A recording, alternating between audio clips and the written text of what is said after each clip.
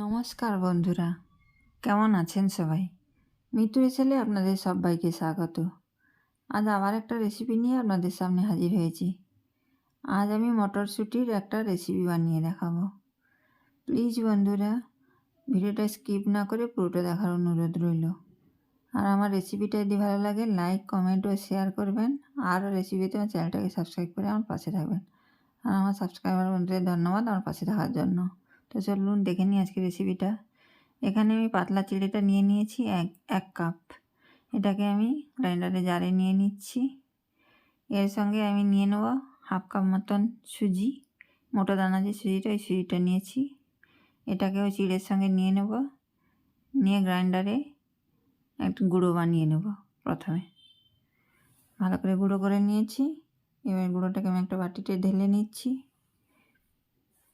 বাটিটা আমি সরিয়ে নিয়েছি। এদিকে আমি মটরশুঁটি নিয়েছি 100 গ্রাম মতন। মটরশুঁটিটাকেও গ্রাইন্ডারের বাটিতে নিয়ে নিচ্ছি। এর সঙ্গে নেব 4 থেকে 5টা কোয়া রসুন, আর নেব হাফ ইঞ্চি মতন আদা। একটুখানি জল দিয়ে আধা আধা করে বাটবো, একদম প্লেট করে কিন্তু বাটবো না মটরশুঁটিটাকে। মটরশুঁটিটা একটু দানা দানা থাকবে সেরকম বাটবো। সেরকম হলে মটরশুঁটির স্ন্যাক্সগুলো খেতে খুব ভালো লাগবে, সেরকম করেই বাটবো। এই দেখুন, মটরশুঁটিটাকে এরকম আধা আধা করে বেটে নিয়েছি, একদম মিহি করিনি। এবার মটরশুঁটি বাটা হয়ে গেছে, এটাকে ছড়িয়ে রাখছি। এবার গুঁড়োটা নিয়ে নিয়েছি, এর সঙ্গে কিছু জিনিস মেশাবো এখন। এখানে 1 চামচ গোটা জিরে দিয়ে দেবো,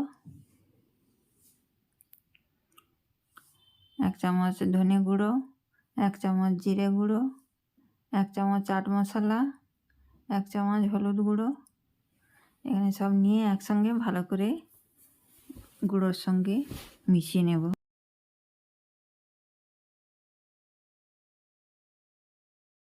ভালো করে হাত দিয়ে মিশিয়ে নিচ্ছি। মেশানো হয়ে গেছে। এখানে আবার যে মটরশুঁটিটা আমি বেটে রেখেছি সেটা দিয়ে দেব।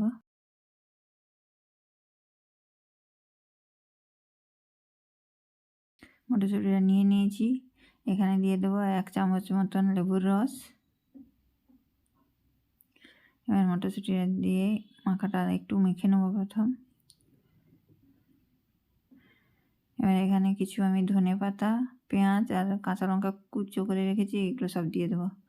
পেঁয়াজটা এই 3টে ছোটো পেঁয়াজ মতন কেটে নিয়েছি, ধনে পাতা আর লঙ্কা 8 থেকে 10টা মতন কুচো করে নিয়েছি।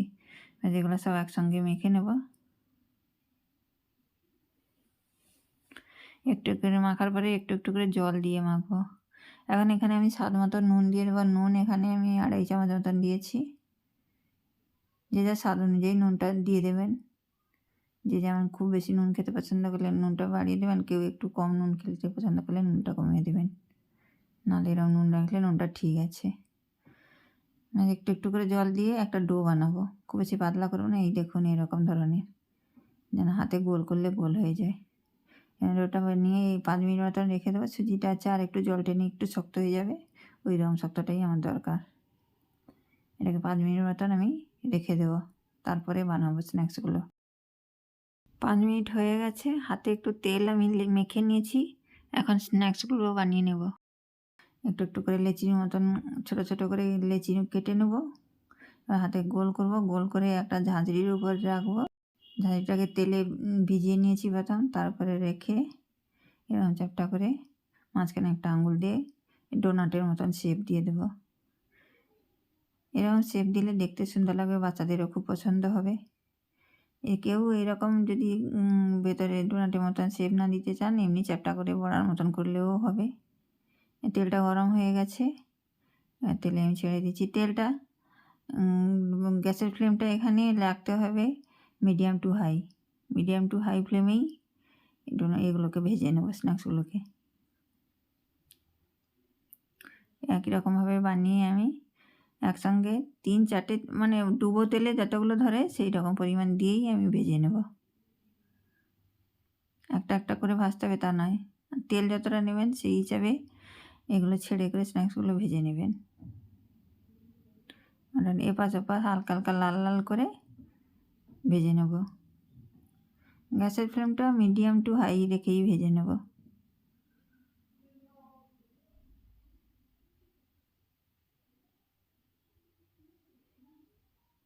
লাল লাল করে ভাজা হয়ে গেছে, গ্যাস ফ্লেমটা কমিয়ে দিয়েছি। এগুলোকে এবার উঠিয়ে নেবো তেল একটু ঝাড়িয়ে। উঠিয়ে নিয়েছি। আর এক রাউন্ড দেখিয়ে দিয়েছি, ঝাঁঝরার উপর না রেখেও হাতে চেপে গোল করে নেবেন। গোল করে এরকম আঙুল দিয়ে হাতের মধ্যেই বানিয়ে নেবেন। এরকম করে বানিয়ে নিয়ে তারপরে ভেজে নেবেন। এই যে আরেকটা দেখিয়ে দিচ্ছি। যে যেমন সাইজের হতে আরেকটু বড় করলেও বড় করতে পারেন, কেউ আরেকটু ছোটো করলেও ছোটো করতে পারেন। নিজেদের ইচ্ছা অনুযায়ী শেপ করে নেবেন। তেল গরমে ছেড়ে দিচ্ছি। যতগুলো ধরবে ততগুলো দিয়েই এপাশ ওপাশ লাল লাল করে এগুলোকে ভেজে নিই। ভাজা হয়ে গেছে এপাশ ওপাশ লাল লাল করে, এগুলোকে এবার আমি তুলে নেব।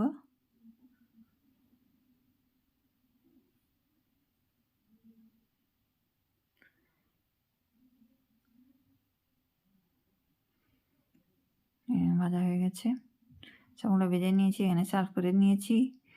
এগুলো টমেটো কেচাপের সঙ্গে খেতে ভালো লাগবে। টমেটো কেচাপ দিয়ে আমি সার্ভ করে নিয়েছি। কত সুন্দর দেখতে হয়েছে, দেখতে যেমন হয়েছে খেতেও তেমন সুন্দর। বাচ্চাদের তো আরও সুন্দর। সন্ধ্যের বা শীতের বিকেল বা শীতের সন্ধ্যেতে চায়ের আড্ডায় জমে যাবে এরকম যদি স্ন্যাক্স হয়।